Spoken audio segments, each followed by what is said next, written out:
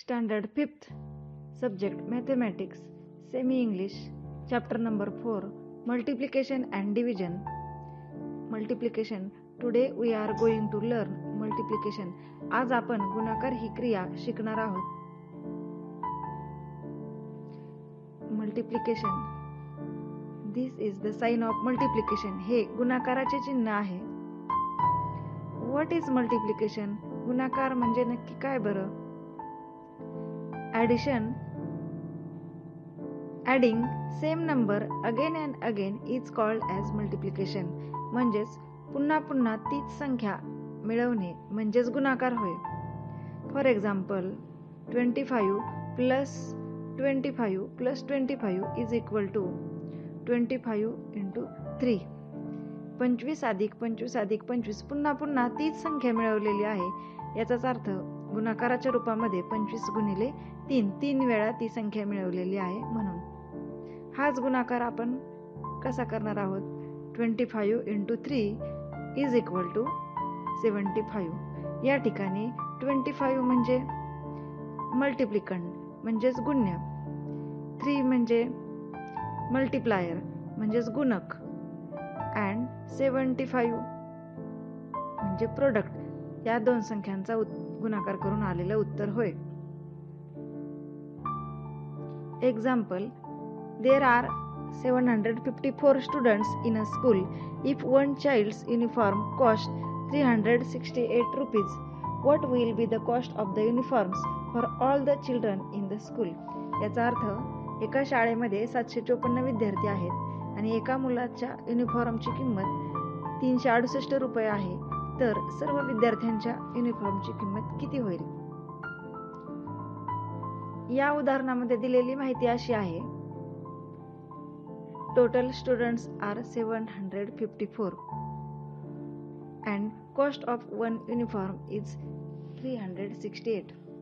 जेव्हा आपल्याला एका गोष्टीची किंमत दिलेली असते आणि त्यावरून अनेक गोष्टीची किंमत काढायची असते, या ठिकाणी एका युनिफॉर्मची किंमत दिलेली आहे आणि सर्व विद्यार्थ्यांच्या युनिफॉर्मची किंमत काढायची आहे, त्यावेळी गुणाकार ही क्रिया करायची असते. मग आपण या ठिकाणी टोटल नंबर ऑफ स्टुडंट्स म्हणजे 754 754 इंटू कॉस्ट ऑफ युनिफॉर्म ₹368 यांचा गुणाकार करणार आहोत. या ठिकाणी 3 अंकी संख्येने 3 अंकी संख्येला आपल्याला गुणायचे आहे. हा गुणाकार करताना खूप मोठा होणार आहे, जास्त अंक येणार आहेत. त्यामुळे आपण एक एक अंकाचा गुणाकार स्वतंत्ररित्या सुटसुटीत करणार आहोत. नेहमी गुणाकार करताना हा एकक स्थानापासून सुरू करायचा असतो. त्यासाठी आपण अगोदर बाजूला एकक स्थान या संख्येने गुणून गुणाकार करणार आहोत. Therefore 754 into this 8 which is on unit place.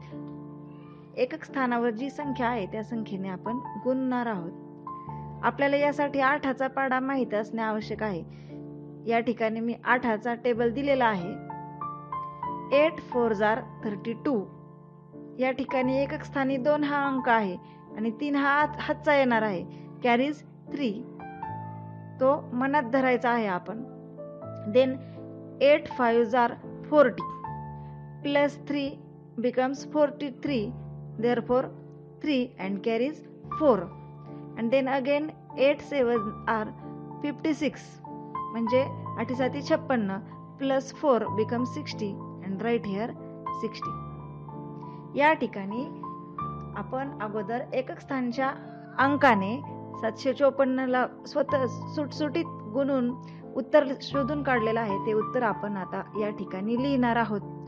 एकक स्थानापासून लिहायला सुरुवात करायची आहे म्हणजे आपलं उत्तर लिहिताना चुकत नाही. मल्टिप्लाइड बाय 8 युनिट,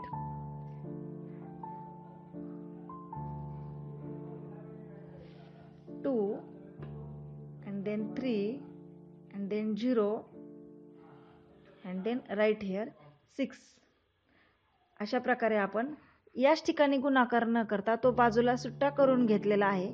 एक अंकी संख्येने गुणणे नेहमी सोपे जाते आणि अंकांचा गोंधळ होत नाही. त्यानंतर आपण लगतची येणारी 6 हा अंक आहे त्याने गुणणार आहोत. 6 अंक दशक स्थानी आहे, म्हणजे 6 हा फक्त 6 नसून तो 60 आहे. देअरफॉर 754 इंटू 60 हा गुणाकार सुद्धा आपण बाजूला सुट्टा करून लिहिणार आहोत, त्यामुळे आपल्याला गुणाकार करणे सोपे जाईल. 60 ने गुणले काय आणि 6 ने गुणले काय, आपल्याला त्यासाठी 6चाच पाढा माहिती असणे आवश्यक आहे. I have given here table of 6.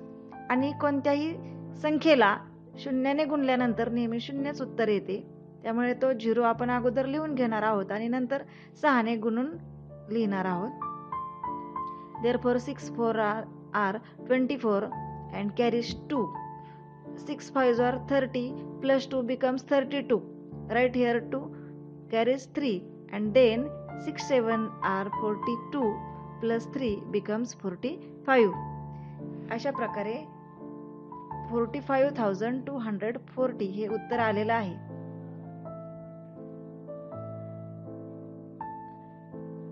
Multiplied by 610 60 ने गुणून हे उत्तर आलेलं आहे. ते आपण या अगोदरच्या उत्तराच्या खाली लिहिणार आहोत. प्रत्येक अंक ज्या त्या स्थानाच्या खालीच बरोबर लिहायचा आहे.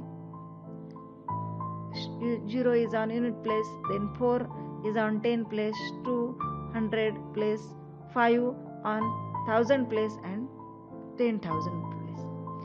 आता 8 ने गुणून झाले, 6 ने गुणून झाले. आता त्यानंतरची लगतचा जो अंक आहे 3 आहे. 3 is on 100 place आणि ह्या 3ने सुद्धा वरच्या सर्व अंकांना आपल्याला गुणायचा आहे, वरच्या संख्येला गुणायचा आहे. तो गुणाकार सुद्धा आपण या ठिकाणी सुट्टा करून घेणार आहोत. Therefore 754 into 3. 3 म्हणजेच फक्त 3 नसून तो 300 आहे ती संख्या. आपल्याला या ठिकाणी 3चा पाढा माहिती असणे आवश्यक आहे. तो सर्वांना येतोच. I have given here table of 3. हे 2 शून्य आपण तसेच अगोदर खाली लिहिणार आहोत, कारण शून्याची गुणल्यानंतर उत्तर 0च येते. मग फक्त 3ने गुणून जे उत्तर लिहिलेला येणार आहे ते पुढे लिहायचं आहे, म्हणजे 300 ने गुणून येणारे उत्तर तेच असते. 3 4s are 12. That's why right here 2 carries 1. Then 3 5s are 15 plus 1 becomes 16 carries 1 and then 3 7s are 21 plus 1 becomes 22. Answer is 2,26,200. आणि आलेले उत्तर आहे ते पुन्हा आपण अगोदरच्या उत्तराच्या खाली लिहिणार आहोत. मल्टिप्लाइड बाय 300 आणि बरोबर ते उत्तर लिहिताना पुन्हा त्या स्थानाखाली तीच संख्या लिहायची आहे. ज्या त्या स्थानाखाली तो अंक लिहिल्यामुळे उत्तर चुकत नाही आणि उत्तरात गोंधळ होत नाही. अशा प्रकारे आपल्याला हा 3 अंकी संख्येने 3 अंकी संख्येला गुणताना सोप्या पद्धतीने गुणाकार आपण अगोदर करून घेतलेला आहे. 1 अंकी संख्येने सुटसुटीतरित्या गुणून घेतलेला आहे. आलेले हे जे 3 उत्तर आहेत ते एकाखाली एक बरोबर क्रमाने लिहिलेले आहेत.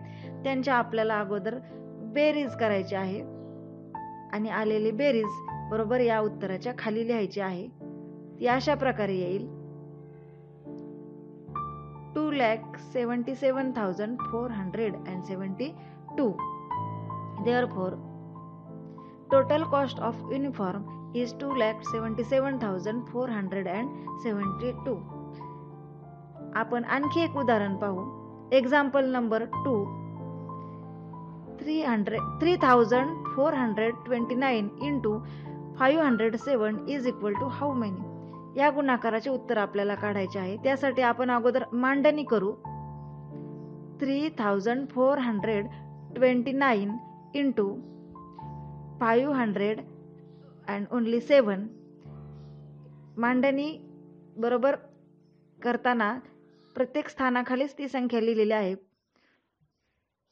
हा गुणाकार करताना सुद्धा अगोदर आपण स्वतंत्र सुटसुटीत 1 अंकी संख्येने गुणून तो गुणाकार बाजूला करून घ्यायचा आहे. अगोदर एकक या अंकाने गुणायचे आहे. 3,429 into this 7 unit. Then write again table of 7. 7 9s are 63. Right here only 3 carries 6. 7 2s are 14 plus 6 become 20, carries 2. Then 7 4s are 28 plus 2 becomes 30. And 7 3s are 21 plus 3 becomes 24.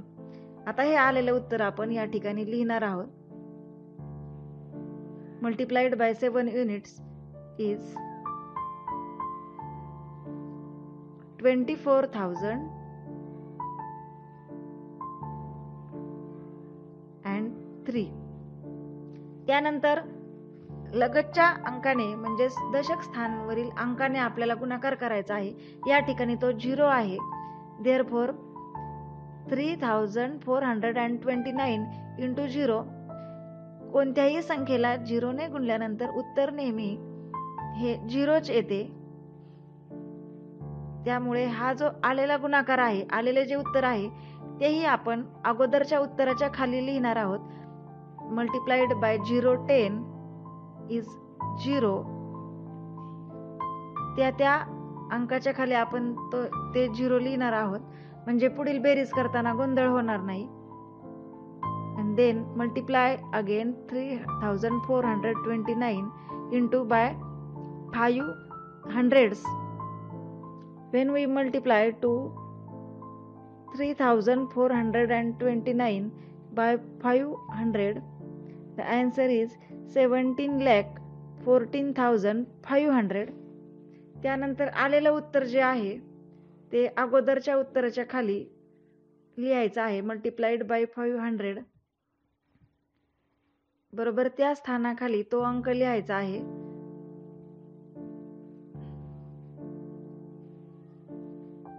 आणि आलेल्या ह्या तिन्ही उत्तरांची आपल्याला बेरीज करायची आहे. ती अशा प्रकारे येईल 3 plus 0 5 8 3 7 1. Therefore answer is